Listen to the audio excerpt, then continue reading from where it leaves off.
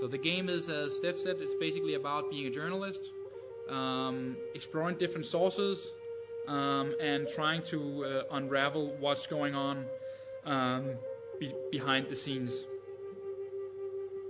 And in that sense, Latin is actually quite different than Palestine because, well, that's a different discussion.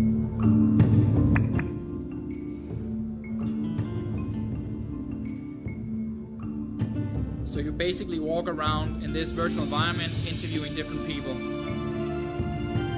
And in that way you learn about different issues.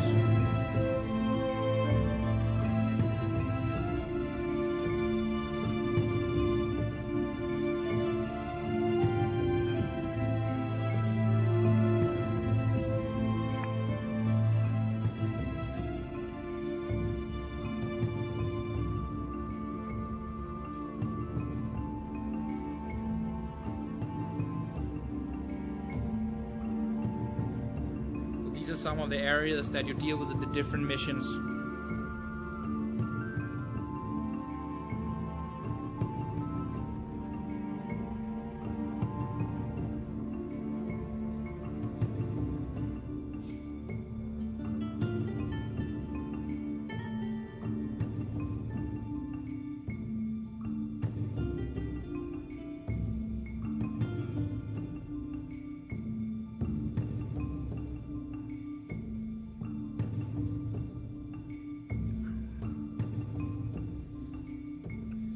In the end of each game, you basically confront different kind of bosses where you have to use the knowledge and the sources that you collected to kind of get them to reveal more than they're interested in revealing. But I'll explain the dynamics afterwards.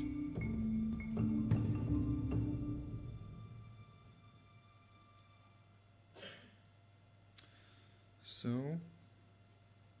I'll just take this one. So the very basic educational this game design behind the game is that you play a freelance journalist, and you have to get the best final interview, which makes the best article. And the means that you have for achieving this goal is finding the informants, selecting a strong line of inquiry, getting initially good statements from these sources and combining those into arguments that you can then use in the final review, in the final interview, to kind of get the boss to tell you more than he would actually tell you normally.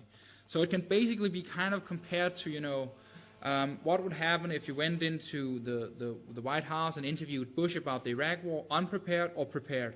If you come in and say, oh yeah, did you know about nuclear weapons? Said, no, we didn't know anything. But if you had actually prepared yourself and you have, different arguments that are backed by different sources, you can use that argument and say, but I talked to, two different people and they have very strong evidence that you actually had no idea. You were pretty certain that there was no nuclear power and etc. So in that sense, it's an attempt to kind of create that dynamic.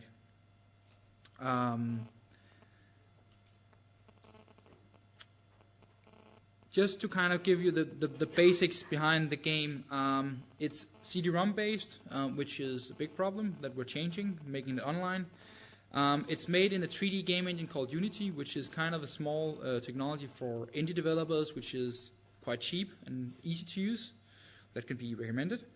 I don't have shares in the company, but they actually co-own us, so I know them pretty well. There's a playtime of 6 to 8 hours. It's basically split into chapters, so there's like 5 chapters, and they have different focuses, you can say. So there's one mission in Mexico about the border crossings, the problems between Mexico and the U.S. There's another one in Mexico about maquiladoras, which are kind of sweatshops where you have kind of the tension between cheap labor, export, etc. There's a mission in Guatemala about elections and how elections are not entirely the same in Latin America as it is in Europe. Corruption, threats, assassination attempts, etc. And then there are 2 missions in Bolivia, one about modern slavery and about how that economy and structure is based around the haciendas, and another one about basically the tensions between the ethnic groups of the country in the West and the East, which has become very relevant the last year. It's aimed primarily, as Steph said, at 13 to 19-year-old students, but it's actually also the aim that it's sold as a niche product on the private market in any basic retail shop. And the reason why that's kind of the goal is that we want to make sure that this is actually working as a game and not only as an educational school product, and remind ourselves that we're making games.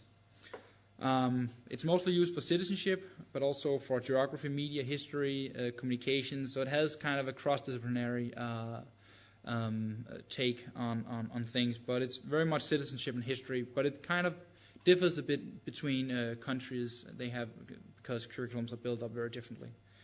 And as I said, they have a number of different themes that kind of runs across the missions. The learning approach behind the game is inspired by experimental learning, Kolb's, Dewey, Vygotsky, stuff like that. And this is a very kind of simplified model of Kolb's learning cycle, which has been very useful for us, and that we also use for Global Conflicts Palestine. But where we kind of say, okay, so games are useful for some things, but not for the other things. And we want to use the strengths of the classroom also when we develop games. So you have other students, you have a teacher, you have textbooks, and you have a lot of things that you can actually use as part of the educational experience. So when we use the game, we think about it very much down in this area. That games are very good at creating what we call concrete experiences and leave room for active experimentation in these virtual worlds. But what games are necessarily not very good at is the reflection, observation, and the abstract concepts. And the way that it kind of works is that then we have kind of the game here in this area, and then we have group work up here, and then we have the teacher lecturing over here. So if you kind of look at what a traditional course would look like with Latin America or Palestine, it's like the teacher starts up with a brief overview. The students select the mission that they find interesting. They play in pairs. So they're forced to discuss their choices and decisions in the game. They then play the mission. Then they answer some questions. They write an essay based on those questions.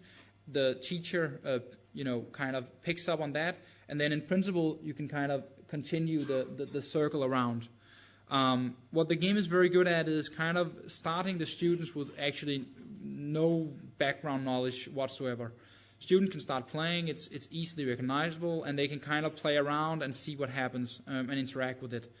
And you kind of get this concrete examples and tangible experiences that the teacher can use to expand from. So instead of starting with, corruption is a big problem, it's when, an official takes money from a civilian to, make certain things happen. Then you start the other way around by in the game actually having students exposed to corruption. He meets a guy and he really needs to, get this job, otherwise his family will starve, and he asks you if you just couldn't help him a little, if you get a bit of a favor. And then the teacher can use that as kind of a building block for creating the concept of corruption. And this makes it much more founded in the student's mind and thinking.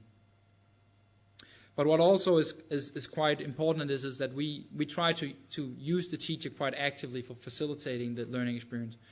We learned from the Palestine one that we can't really expect teachers to kind of take the role that we want them to take.